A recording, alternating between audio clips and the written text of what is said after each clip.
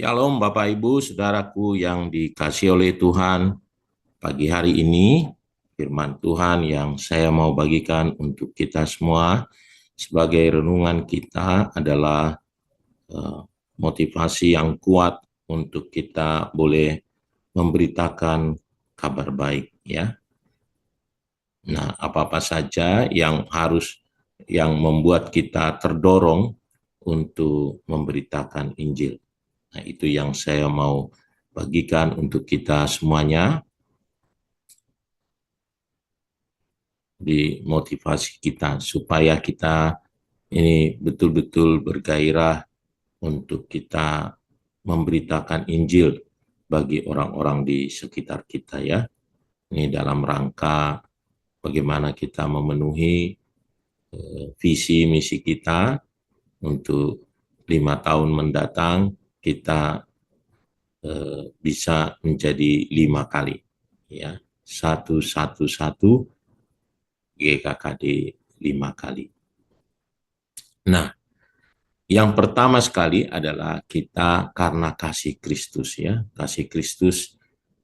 Kemarin saya ikut ibadah di Ubaan, ya. Ini luar biasa, Pastor Budi membagikan dari Yohanes 3 ayat 16, ya.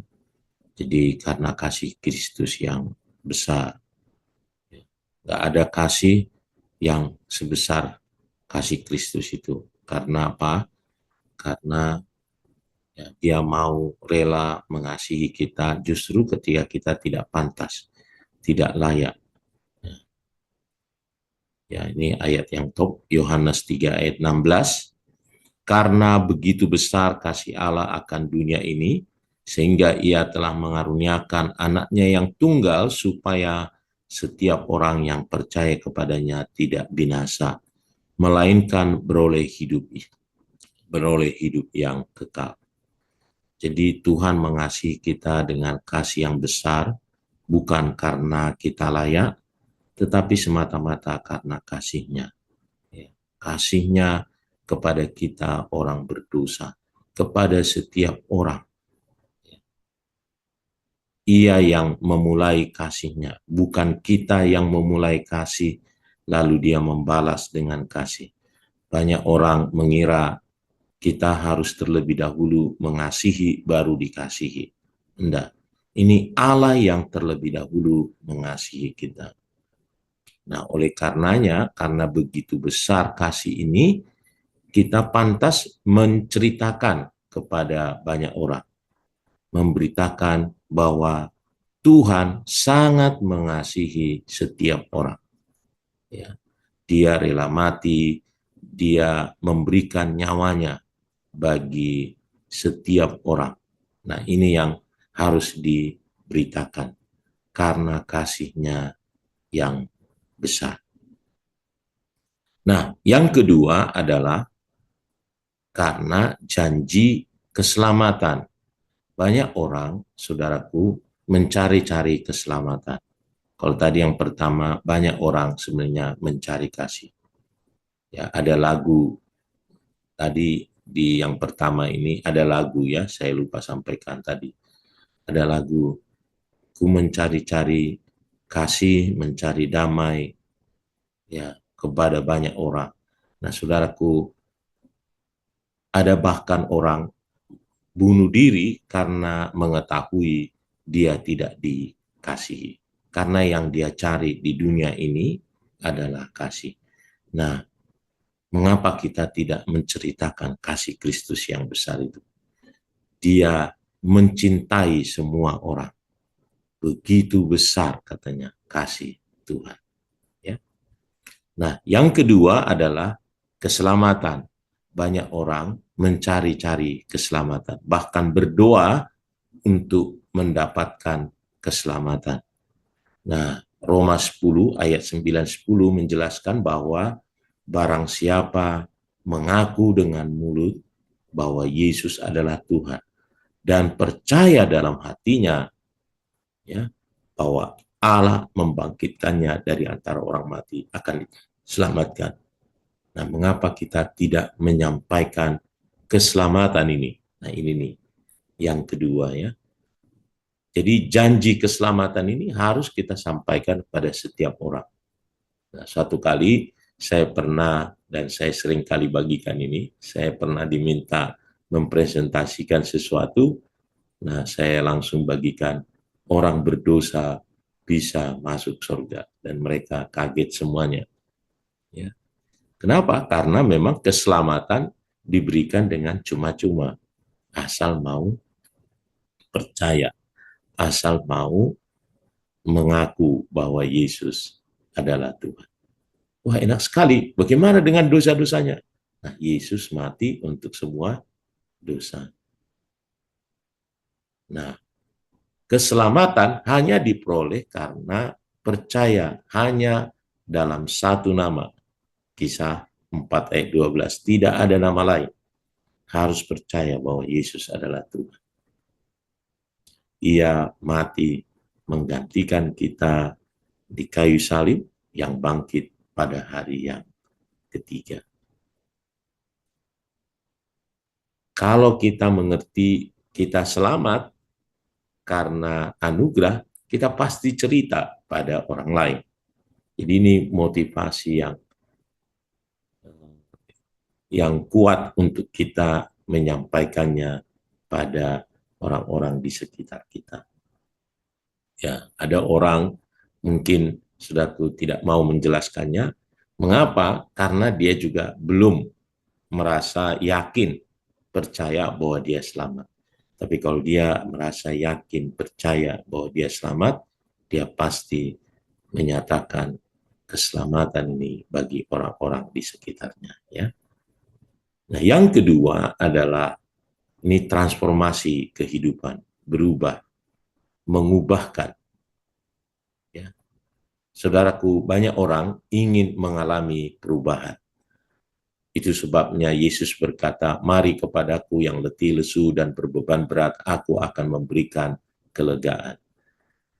Ya. Kisah para rasul itu, yaitu maksudnya bukan kitabnya ini ya, tetapi para rasul itu mengalami perubahan yang luar biasa karena percaya akan Yesus. Itu menjadi contoh yang hidup bagaimana diubah oleh Yesus. Dan bukan hanya mereka, tapi setiap orang yang datang kepada Yesus mengalami perubahan yang drastis. Ya, orang pezina, orang yang pemalu, orang yang pemungut cukai, ya, serta banyak hal, ya, orang-orang yang tidak dipandang, tidak terpandang, tetapi berubah kehidupannya, mengalami transformasi yang luar biasa. Ya, Petrus, seorang yang pelin-pelan, ya, mengalami perubahan, mengalami transformasi dalam hidupnya.